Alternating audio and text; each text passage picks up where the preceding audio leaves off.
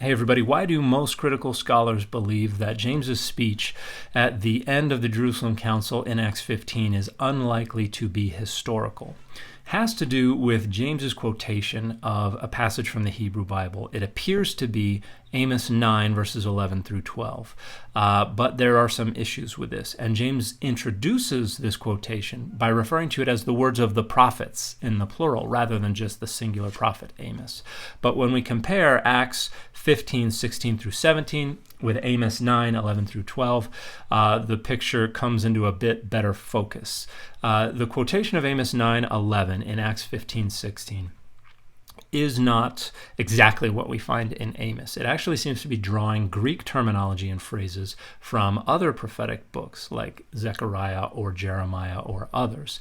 And this is likely what was known as an early Christian testimonium, which was kind of a super quotation from the scriptures, where you take the terminology, the words, the phrases from a bunch of different places and bring them together into a more concentrated quotation of the scriptures that would be more rhetorically powerful, easier to recognize. So this may be why the author of the book of Acts has James introduce this quotation, not as the word of the prophet Amos, but the words of the prophets, because it is a testimonium. That brings us to the quotation of Amos 9:12 in Acts 15:17.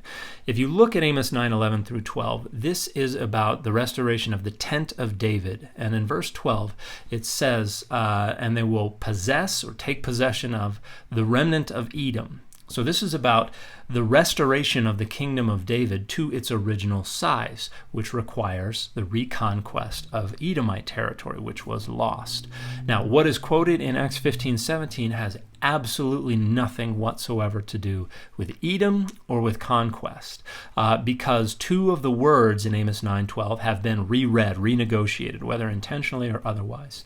The verb yarash, to inherit, to take possession of, has been reread as darash, to seek after. And the word Edom has been reread as Adam, humanity. So instead of, they shall take possession of the remnant of Edom, the text reads, the remnant of humanity shall seek.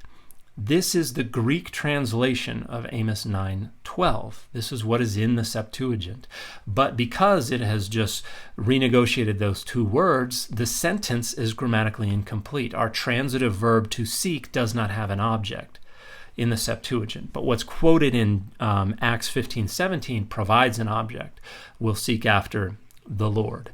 So what we have in Acts 15:16 through 17 seems to be an early Christian testimonium that's drawing from Zechariah and Jeremiah and elsewhere to restate Amos 9:11, combined with an elaboration on the Septuagint's renegotiation of Amos 9:12. So this is certainly something that it is possible that a historical James could have quoted in the Jerusalem Council in the mid-1st century CE, but seems very unlikely, not only because Christian testimonia were in circulation in a later period, but also because a quotation from the Septuagint that then builds on that Septuagint quotation is far more likely to be something that an author writing in Greek at a later time period would do, rather than a person engaged in a conversation in Aramaic in Jerusalem with skeptical Pharisees in the audience.